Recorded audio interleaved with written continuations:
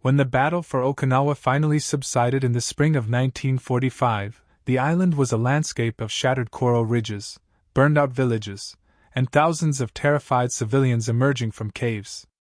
Smoke still drifted from the hills where artillery had thundered for weeks, and the air carried the heavy scent of ash and disinfectant. The surviving inhabitants, mostly women, children, and the elderly, had been told for years that the Americans were monsters who would kill them on sight. Leaflets distributed by Japanese authorities and military officers had warned that surrender meant torture and death. Many had taken refuge underground, clutching makeshift spears or grenades given to them by retreating soldiers. They expected the enemy to arrive as executioners, not as healers. Yet as they crept from the dark tunnels and collapsed homes, they encountered something entirely different. Near the coastal plains, at the edge of the ruined town of Itoman, rows of olive-green tents had been set up where the U.S. Army's medical units were stationed. The Red Cross painted on canvas flaps glowed under the Pacific sun, a symbol most of the islanders had never seen before. American corpsmen and nurses, many of them scarcely older than the civilians they treated, were kneeling on the ground, cleaning wounds and handing out small white tablets of sulfa drugs. Others filled canteens with disinfected water or wrapped children in blankets taken from supply trucks. For the Okinawan civilians, the scene defied everything they had been taught about war. Instead of rifles, the soldiers carried medical kits. Instead of shouting orders, they moved with quiet efficiency, working side by side under the supervision of military doctors. Some set up improvised triage stations beneath parachute tarps. Others carried wounded villagers on stretchers fashioned from bamboo and canvas. The island's few surviving Japanese medics, overwhelmed and undersupplied, watched with disbelief as their former enemies shared morphine and gauze from their own field packs. Historical records from the U.S. Army Medical Department describe how these aid stations were often established within hours of combat ending. Portable surgical hospitals, compact, mobile units capable of treating both soldiers and civilians, followed the advance of the 10th Army. On May 1945, near Yanabaru, American field medics treated more than 100 civilians in a single day, many suffering from burns, shrapnel wounds, or dehydration. The reports noted that many approached with visible fear. Yet after receiving treatment, some bowed or wept silently, realizing that the enemy had saved their lives. Photographs and film reels preserved in the National Archives later confirmed what eyewitnesses recalled: a Marine carefully bandaging a small boy's arm, a nurse washing the dust from an infant's face, a doctor leaning over an elderly man whose hands trembled as he tried to thank him. These moments took place amid the rubble of the bloodiest battle in the Pacific, where over 100,000 civilians had died. And yet, in that same place of devastation, the sight of an American medic treating a Japanese child became a quiet act of defiance against the logic of total war. By the spring of 1945, the medical system that once served Japan's southern islands had collapsed completely. Years of total war had drained the nation's resources, and on Okinawa, the last major battleground before the expected invasion of the home islands, the situation was catastrophic. Hospitals that had treated civilians before the war had long been requisitioned by the Imperial Japanese Army. Medical staff were drafted, medicines confiscated, and the remaining facilities converted into military field hospitals reserved exclusively for soldiers. When the American invasion began in April 1945, there was no functioning civilian health infrastructure left on the island. The Japanese High Command viewed Okinawa as a sacrificial defense line meant to delay the Allied advance. Military planners prioritized ammunition, fuel, and rations over medical supplies. The transport convoys that once brought quinine, surgical equipment, and antiseptics from the mainland were destroyed by American submarines and aircraft. Even within the Army, medicine had become a luxury. Reports from captured documents and post-war testimonies describe soldiers treating infected wounds with salt water or cauterizing injuries with heated bayonets. Civilians, meanwhile, were left to fend for themselves in a landscape stripped of doctors and hospitals. In the months preceding the invasion, the Japanese government had instructed Okinawan civilians to share the fate of the soldiers and prepare for a final stand. schoolgirls of the Himyuri Student Corps, barely 16 years old, were mobilized as nurses for underground military hospitals.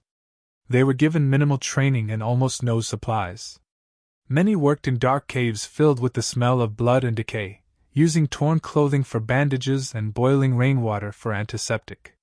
Disease spread rapidly: dysentery, malaria, pneumonia, and there was no way to contain it. By April, entire villages were suffering from infection and starvation. When the battle began, the Imperial Army's medical units retreated southward, taking what few doctors and medicines remained. Their mission was not to treat civilians but to preserve fighting strength.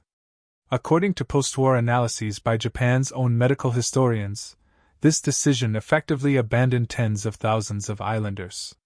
The army established no refugee hospitals, no vaccination efforts, and no systems for treating the wounded outside military ranks. The civilians who followed the troops into the southern hills were caught between two advancing forces: the relentless artillery of the Americans and the rigid indifference of their own defenders.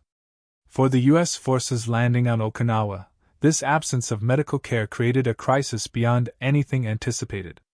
The initial objective of establishing casualty stations for American troops quickly expanded into an unplanned humanitarian mission.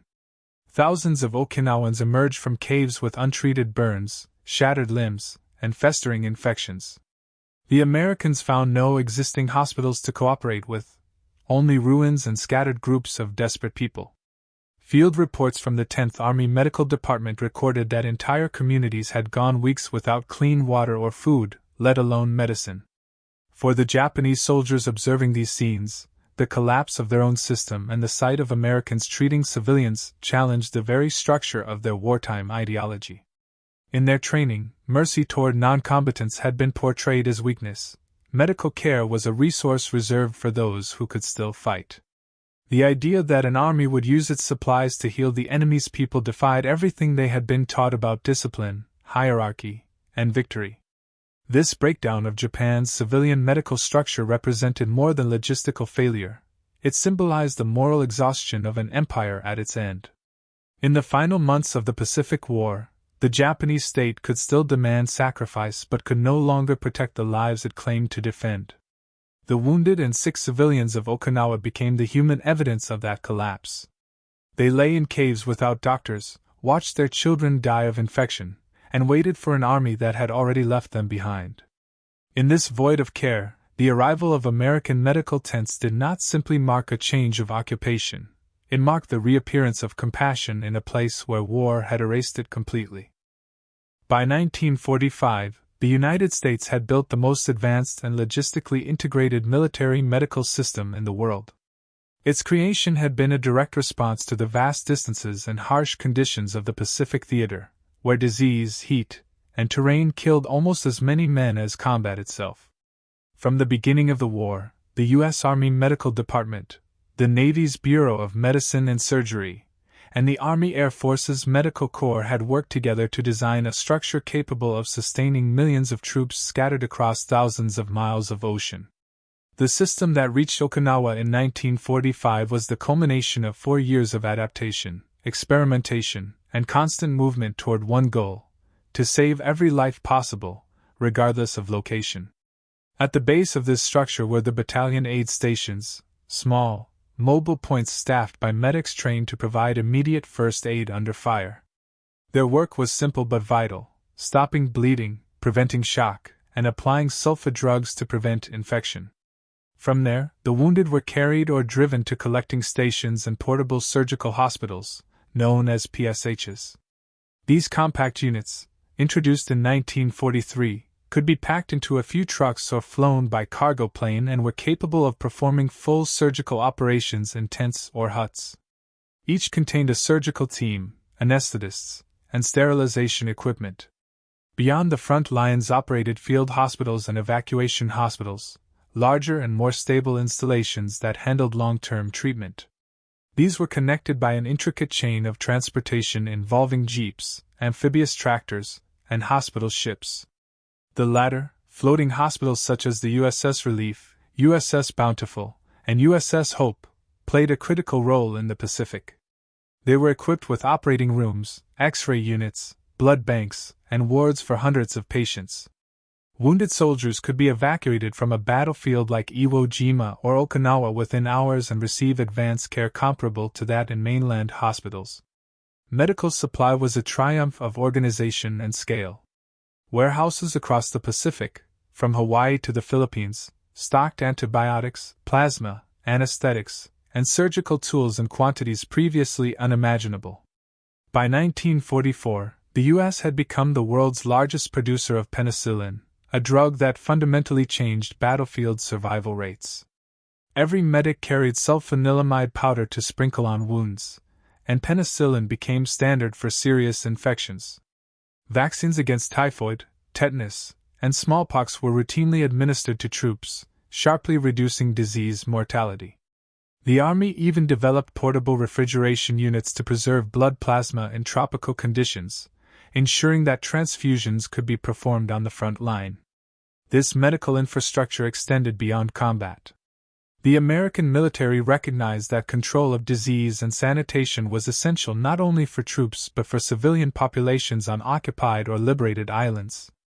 On Guadalcanal, the Philippines, and later Okinawa, preventive medicine officers supervised water purification, waste disposal, and malaria control programs. Teams of engineers and medics sprayed DDT to eliminate mosquito populations, drained swamps, and taught local civilians basic hygiene to prevent outbreaks. These operations combined public health measures with military necessity, protecting both soldiers and civilians from epidemics that could cripple entire campaigns. In contrast, the Japanese military had no comparable system of medical logistics. Their doctors were highly trained but chronically undersupplied, operating in conditions of scarcity and secrecy. American medics who later examined captured field kits found them nearly empty of drugs or sterile equipment. The difference between the two systems was not merely technological but philosophical. The U.S. Army Medical Department treated medical care as a strategic responsibility, inseparable from the conduct of war itself. Every soldier saved was a victory of logistics as much as of compassion. By the time American forces reached Okinawa, the medical command operated like a vast, synchronized organism. Dozens of field hospitals and aid stations were established within days of the landing. Casualty evacuation routes stretched from the beaches to hospital ships offshore and, from there, to bases in Guam or the Marianas. The abundance of supplies and the discipline of record-keeping ensured that medics could extend their work to anyone in need, including captured soldiers and civilians. Reports from the 10th Army's medical units noted that care was administered without regard to nationality, a policy that reflected both the Geneva Convention and a deep institutional belief that medicine was a universal duty. This logistical and ethical foundation made the American medical system unique in the Second World War. It was not merely an extension of military power but an embodiment of the values that power claimed to defend: efficiency, humanitarianism, and respect for life. When the war reached its final and most destructive phase on Okinawa, those values were tested under fire. The organization that had been built to save American soldiers would, in its final campaign, also become the first instrument of mercy many Japanese civilians had ever seen. The catalyst for one of the most striking humanitarian episodes of the Pacific War emerged from the chaos of two of its bloodiest campaigns, Saipan in 1944 and Okinawa in 1945. On both islands, American forces had prepared for fierce resistance from entrenched Japanese soldiers, but what they encountered after the fighting began went far beyond military opposition. They found entire civilian populations trapped between two armies, starving, wounded, and terrified, many of them indoctrinated to believe that capture meant certain death. The confrontation between overwhelming destruction and organized medical compassion became a turning point that reshaped not only the perception of the war but also the relationship between occupier and occupied. On Saipan, the first clear example appeared in June 1944. When U.S. Marines and Army troops secured the island, they discovered more than 20,000 civilians hiding in caves and ravines. Japanese propaganda had painted the Americans as sadistic invaders who mutilated prisoners and enslaved women. As a result, thousands of civilians committed suicide by jumping from the cliffs at Marpy Point, while others were found wounded, dehydrated, and in shock. American medics were ordered by their commanders to treat all survivors without distinction. Portable surgical hospitals were moved inland, and interpreters were brought in to convince the terrified civilians that they would not be harmed. Medical records from the Army's Ziv Corps describe hundreds of islanders receiving sulfa treatments, plasma transfusions, and vaccinations within days of their discovery. These efforts, initially improvised, established a model for how U.S. forces would handle civilian crises and subsequent operations. By the time of the Okinawa Campaign in 1945, the scale of suffering was unprecedented. The island's population exceeded 400,000, and nearly every village became part of the battlefield. Civilians sought refuge in caves and underground shelters alongside retreating Japanese troops. When the Americans advanced, the lines between soldier and civilian blurred, men in ragged uniforms, women clutching children, the wounded and the starving all emerged together. Reports from the 10th Army Medical Department described the first days after the landings as a tide of humanity, sick, burned, emaciated. Many had infected wounds or severe burns from shelling. Others suffered from malnutrition and exposure after weeks of hiding. Recognizing the magnitude of the crisis, Admiral Chester W. Nimitz and General Simon Bolivar Buckner authorized the creation of temporary civilian relief camps under U.S. military administration. These were not part of the original invasion plan. Initially, the primary mission of medical units had been to treat American casualties, but the situation forced a redefinition of their purpose. Field hospitals, portable surgical units, and Navy hospital ships like the USS Bountiful and USS Relief began admitting civilians. The Navy's medical battalions built makeshift clinics near the beachheads using parachute canvas and wooden crates. Within weeks, the Navy's civil affairs officers and Army medical personnel established more than 10 organized refugee centers, complete with sanitation facilities, food distribution, and medical wards. Each camp was staffed by American medics, military police, and a small number of Japanese and Okinawan nurses who had surrendered or been captured. They treated burns, fractures, malnutrition, and infections with supplies originally meant for combat units. The field hospitals received shipments of sulfa drugs, quinine, and penicillin, all of which were administered freely to civilians. By late May, as the battle raged in the south, these camps sheltered more than 150,000 people. For Japanese soldiers witnessing these scenes, the impact was profound.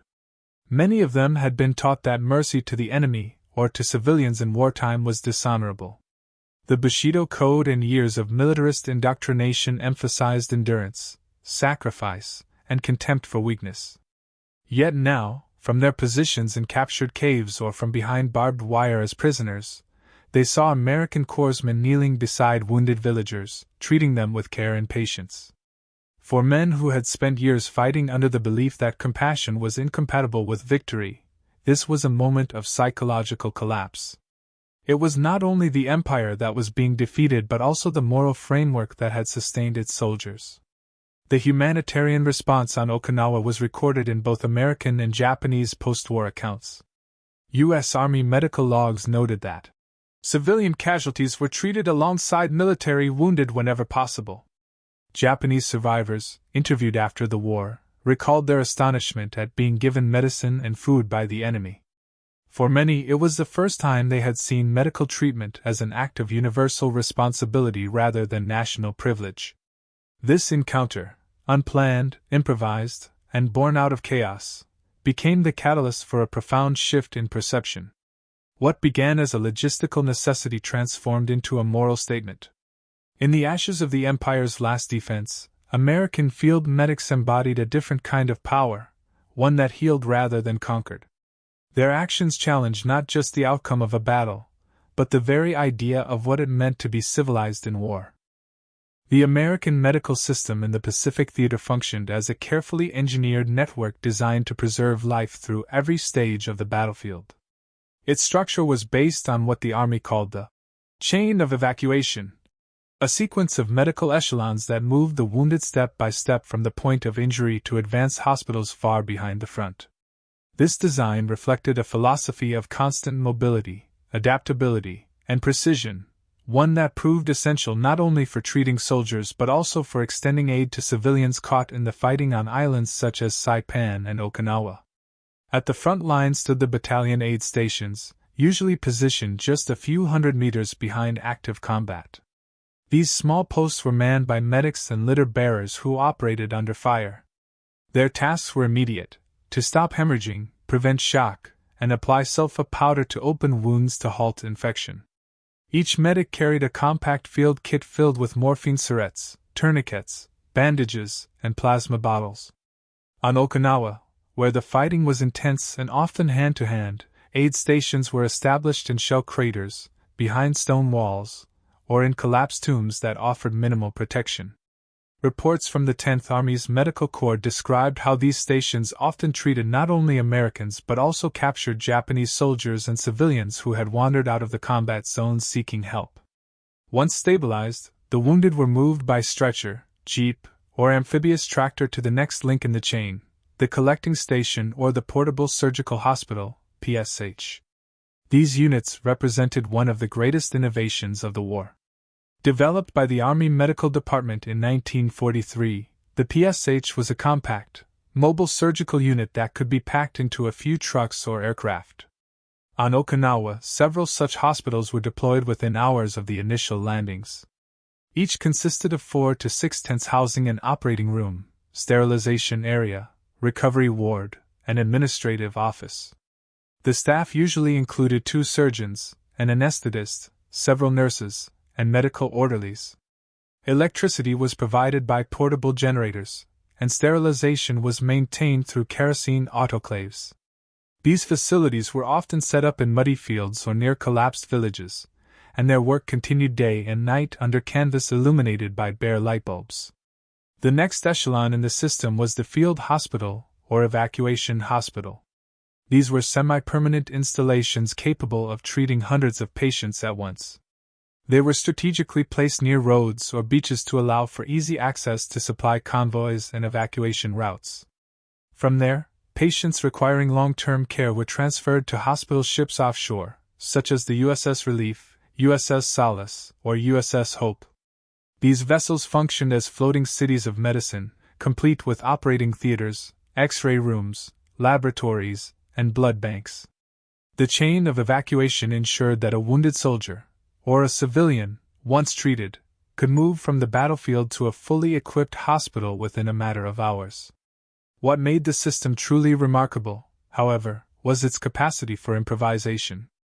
On Okinawa, where torrential rains and heavy fighting destroyed infrastructure, medics adapted constantly. When bandages ran short, soldiers tore strips from their undershirts or parachute fabric. When morphine was scarce, corpsmen diluted remaining supplies and prioritized the most severe cases. Field improvisation was not a sign of chaos but of discipline, the ability to maintain function despite exhaustion and destruction. This same resourcefulness extended to civilian care. American doctors quickly realized that untreated disease among the local population could lead to outbreaks that endangered everyone. As a result, they incorporated preventive medicine into their operations. Sanitation teams sprayed DDT to control malaria-carrying mosquitoes, disinfected wells, and established latrine systems for refugee camps.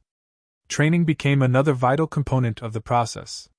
In areas with large civilian populations, American physicians began instructing local women in basic hygiene and wound care.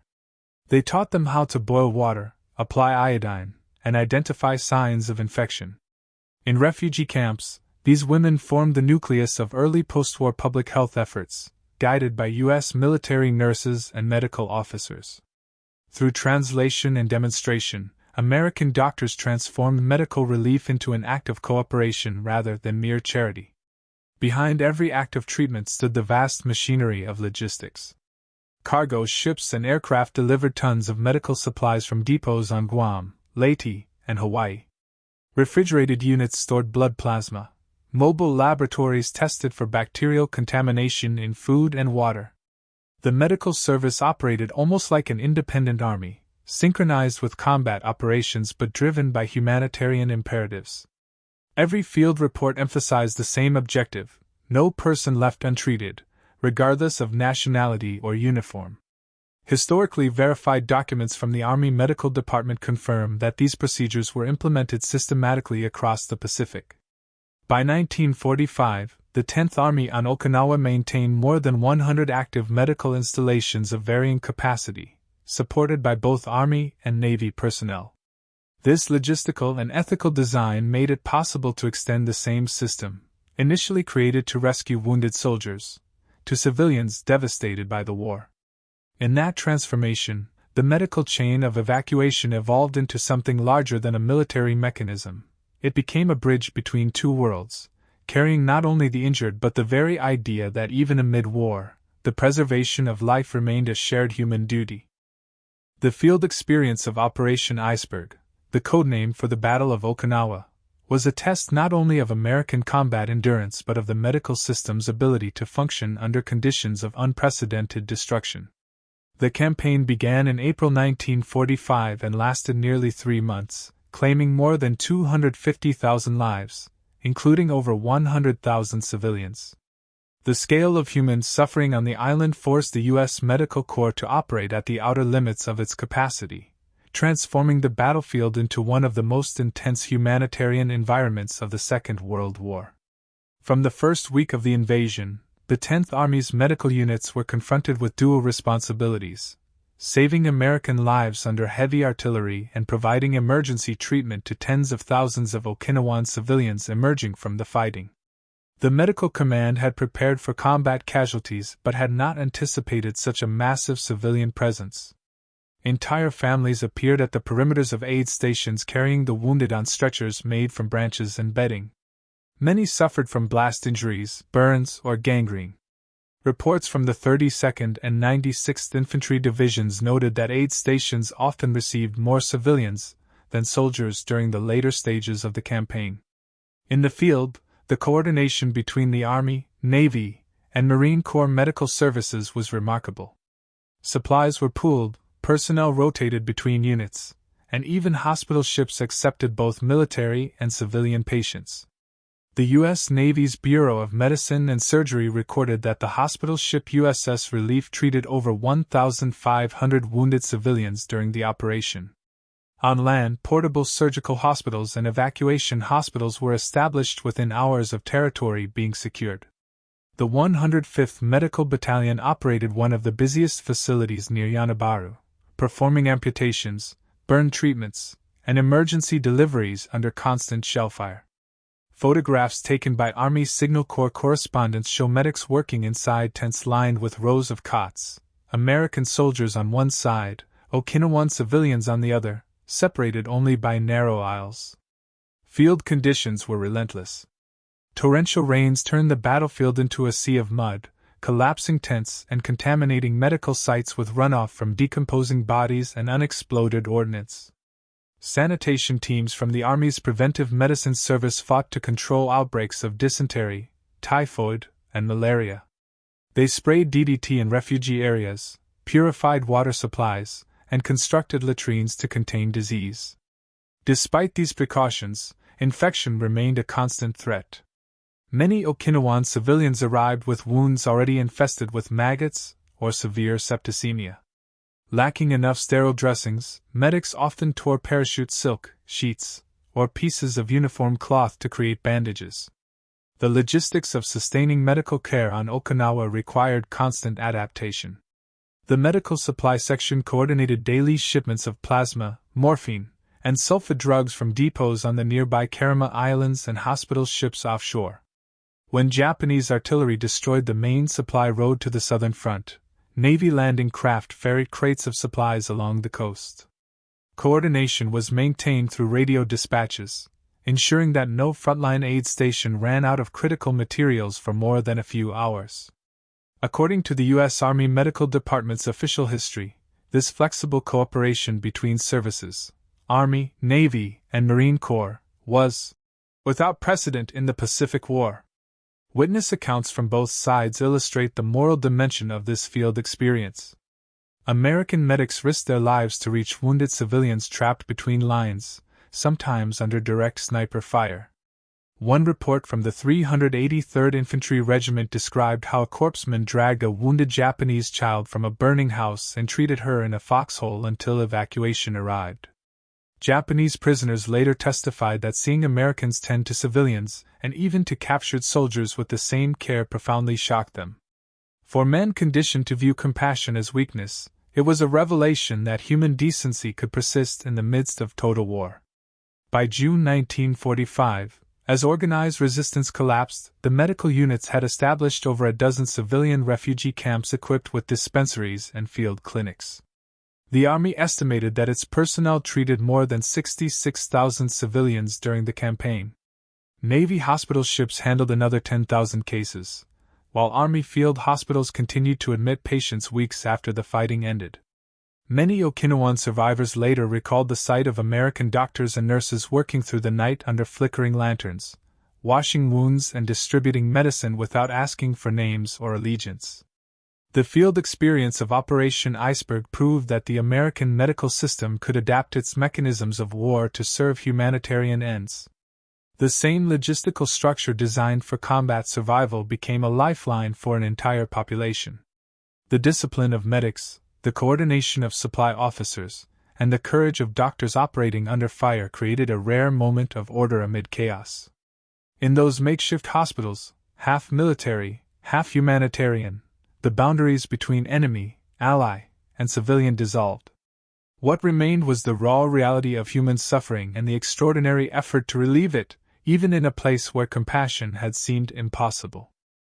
The impact of the American medical operations during and after the Battle of Okinawa extended far beyond the immediate relief of suffering. When Japan surrendered in August 1945, the same organizational discipline and humanitarian ethos that had guided U.S. field medicine were transformed into the foundation of an entirely new public health system. Under the supervision of the Supreme Commander for the Allied Powers, SCAP, American medical officers took on one of the most ambitious nation-building tasks of the 20th century, to restore a shattered health infrastructure, eradicate epidemics, and reshape the relationship between medicine, government, and the public in post-war Japan. The situation that confronted SCAP's Public Health and Welfare Section in late 1945 was dire. Allied bombing campaigns had destroyed or heavily damaged more than 60% of Japan's hospitals and clinics. Disease was rampant. Typhus, tuberculosis, dysentery, and venereal infections spread quickly through a malnourished and displaced population. Millions of demobilized soldiers and repatriated civilians returned from the Asian mainland and Pacific Islands, carrying malaria, cholera, and parasitic infections. Food shortages and poor sanitation in temporary camps exacerbated the crisis. In the months following surrender, the American military administration recognized that public health was not only a humanitarian issue but also a political one. The stability of the new Japan depended on the restoration of basic health and hygiene.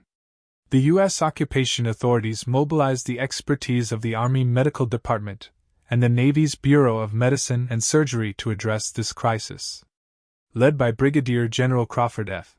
Sams, a veteran of Pacific medical operations, the Public Health and Welfare Section established a comprehensive system of disease surveillance, sanitation control, and medical education. Within weeks, American officers were inspecting water systems, hospitals, and laboratories throughout the country. They distributed soap, disinfectants, and DDT, and introduced mosquito control programs modeled after those used on Pacific Islands. The same preventive medicine techniques refined in the field on Okinawa, mass vaccination drives, water purification, and hygiene education, were now applied across the Japanese home islands on an unprecedented scale. By early 1946, SCAP had launched nationwide vaccination campaigns against smallpox, diphtheria, typhoid, and tuberculosis.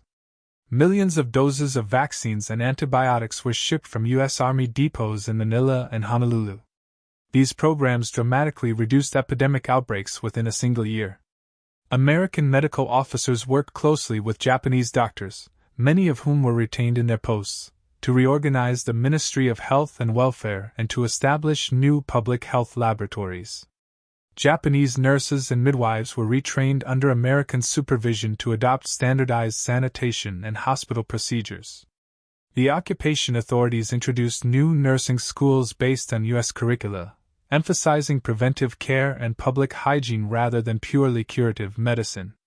At the same time, SCAP initiated far-reaching legal reforms. The 1947 Public Health Center Law created a national network of regional health centers, allowing local authorities to monitor disease and deliver medical services directly to communities. This system replaced the fragmented and hierarchical structure of pre-war Japanese medicine with a decentralized, accessible model. American advisors also promoted public health education through posters, radio broadcasts, and school programs that encouraged hand-washing, vaccination, and nutrition awareness. For the first time in Japanese history, health was presented as a civic right rather than a privilege of the military or the elite. The influence of these programs spread rapidly beyond the immediate post-war years. Japanese physicians who had worked with SCAP's medical teams became key figures in the country's post-occupation health system. Many of the preventive strategies introduced by American public health officers, such as community health centers, epidemiological surveys, and school health programs, became permanent features of Japanese society. Tuberculosis control, in particular, evolved into a national priority, with widespread BCG vaccination reducing mortality rates by more than half by the early 1950s. From a broader historical perspective, the occupation's medical reforms represented one of the most successful legacies of American policy in Japan. Unlike the punitive economic measures of earlier occupations, SCAP's health initiatives were guided by a belief that stability depended on human welfare. The same moral logic that had driven medics to treat Okinawan civilians under fire was now institutionalized in peacetime administration. Health became a form of reconstruction, an instrument of reconciliation between former enemies. By the early 1950s, as Japan regained sovereignty, its public health system had become one of the most efficient in Asia. Infant mortality had fallen dramatically, infectious diseases were under control, and life expectancy had begun to rise. American involvement gradually decreased, but the institutional and educational frameworks they had introduced remained. The transformation of Japan's medical infrastructure was not a temporary relief measure but a permanent redefinition of national priorities. The humanitarian impulse born on the battlefields of the Pacific thus evolved into a civic philosophy, that the strength of a nation was measured not by its armies, but by the health of its people. Historically, this evolution is well documented in SCAP's official reports and subsequent Japanese health statistics. The continuity between the wartime medical practices on Okinawa and the post-war reforms under SCAP demonstrates a unique trajectory in modern history, where the methods of military medicine became the foundation for a society's peacetime recovery. The legacy of American medical operations on Okinawa extended far beyond the boundaries of the battlefield. What began as an improvised response to mass civilian suffering evolved into one of the earliest and most tangible forms of post-war reconciliation between Japan and the United States. In the temporary refugee camps and field hospitals that appeared across the island in the spring of 1945, the first fragile bridges were built between former enemies, not through diplomacy or surrender ceremonies, but through the quiet, repetitive gestures of medical care. The humanitarian zones established by the U.S. military became experimental grounds for a new kind of contact. Within weeks of the battle's end, dozens of medical relief camps had been set up across Okinawa, each equipped with a dispensary, vaccination point, and sanitation facilities. These sites were not only shelters for civilians but also laboratories of cooperation.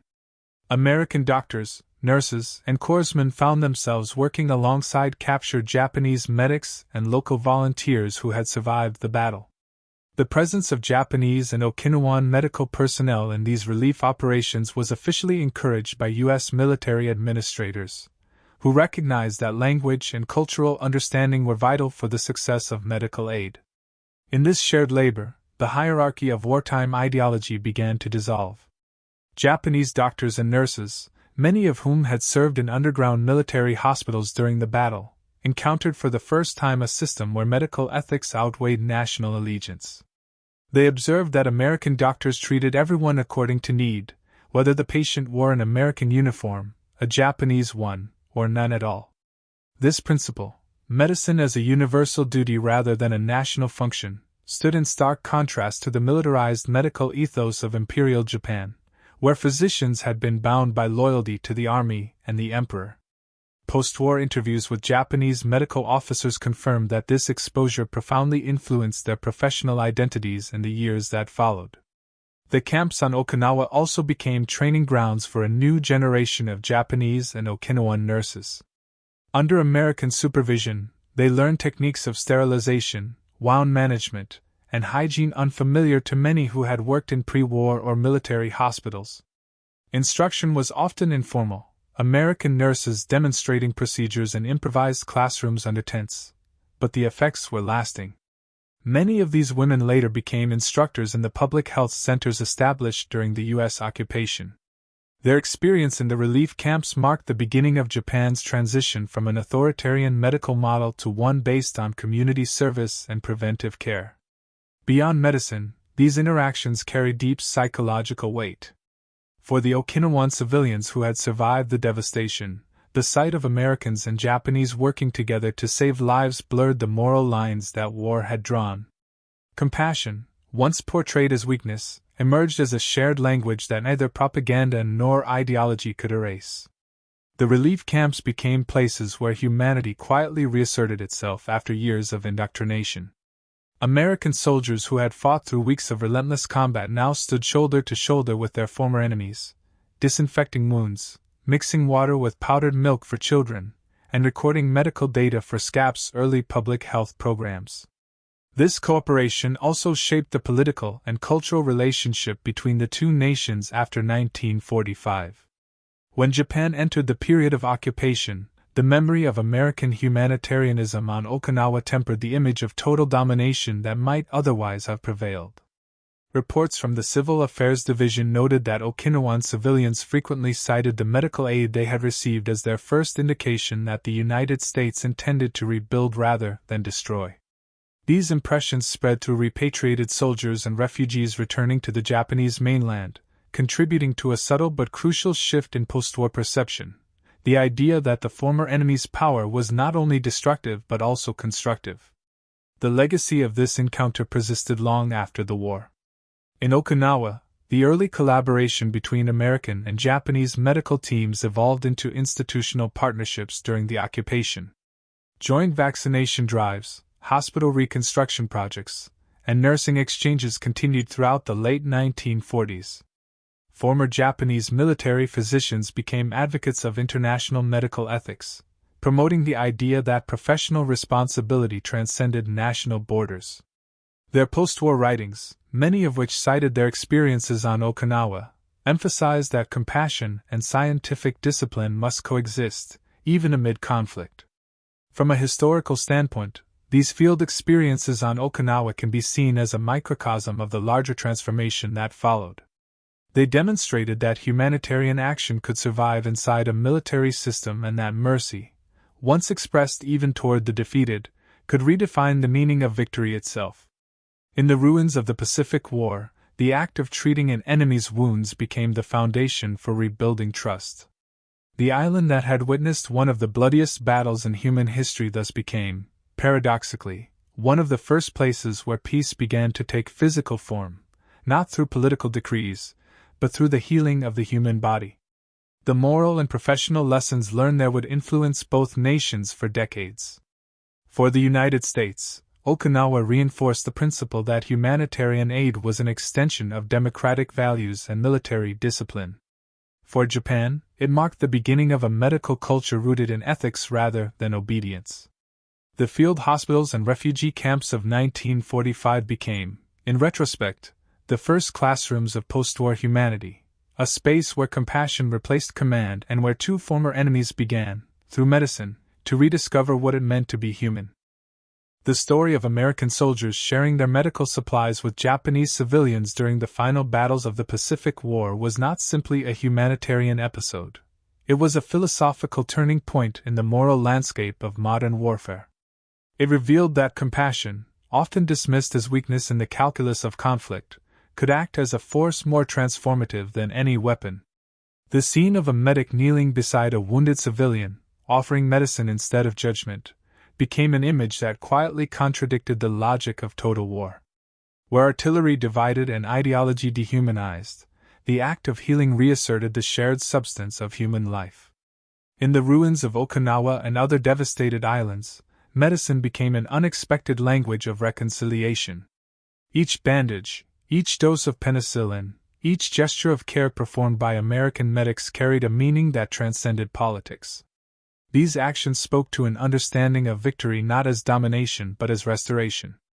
For the first time, many Japanese soldiers and civilians saw an enemy who refused to answer destruction with vengeance. The battlefield, stripped of its usual moral coordinates, became a stage for a different kind of power, one grounded in restraint and empathy. This power could not be measured by territory or by the number of enemy divisions destroyed. It existed in the choice to preserve rather than to annihilate. For the Japanese, who had been raised under a system that glorified death and obedience above all else, the image of an American medic saving a wounded child or treating a captured soldier was a profound contradiction. It forced a reevaluation of values that had long seemed immutable. The Bushido-inspired ethos that defined surrender as disgrace found itself confronted with a new moral paradigm, one in which dignity arose not from sacrifice, but from mercy. The battlefield thus became a mirror in which the defeated saw not humiliation, but the possibility of renewal through compassion. In that reflection, the myth of invincible strength began to crumble, replaced by the awareness that true strength lay in the preservation of life. For the Americans, these acts were not accidental. They reflected a deeply ingrained ideal within the structure of the U.S. military medical corps, that humanity must remain intact even when the world disintegrates. The Geneva Conventions, the training of medics, and the democratic ethos that underpinned the American war effort all converged in these quiet moments of care. The soldier who shared his supplies did more than obey an order. He demonstrated that moral discipline could coexist with martial discipline, and that duty to one's nation could extend to a duty toward humankind. In doing so, he reaffirmed the principle that civilization was defined not by its capacity to kill efficiently, but by its refusal to let cruelty become normal. The philosophical weight of these encounters extended far beyond the war itself. When the guns fell silent and the occupation began, the legacy of medical compassion continued to influence how the two nations saw one another. The same medics who had treated the wounded on the battlefield became the architects of public health in post-war Japan, helping to vaccinate children and rebuild hospitals. The symbolism was undeniable. The tools of war had been repurposed into instruments of healing. Through medicine, the conqueror and the conquered entered into a shared moral contract, an understanding that survival, not destruction, would be the new measure of honor. In this light, the story of American soldiers sharing medical supplies became a lesson about the boundaries of civilization itself. It demonstrated that the human capacity for empathy could endure even in the darkest conditions of organized violence. History often remembers wars through the machinery of force, tanks, ships, and bombs, but the deeper transformation occurs in moments when an individual chooses compassion over hatred. The battlefield hospital, illuminated by lanterns and surrounded by ruins, stood as a small enclave of moral order amid the collapse of the old world. Ultimately, this story showed that mercy was not a byproduct of victory, it was one of its foundations. The men who extended help to civilians did not simply mend flesh, they mended the broken continuity of human decency. Their actions blurred the lines between enemies and reminded both sides that humanity could not be fully erased by ideology or fear. Peace, as it emerged from the ashes of the Pacific War, did not begin with the signing of documents in Tokyo Bay. It began in the quiet of those makeshift hospitals, where the hand that once held a weapon now held a syringe or a strip of bandage, and where two former enemies rediscovered, through the simplest act of healing, the meaning of being human.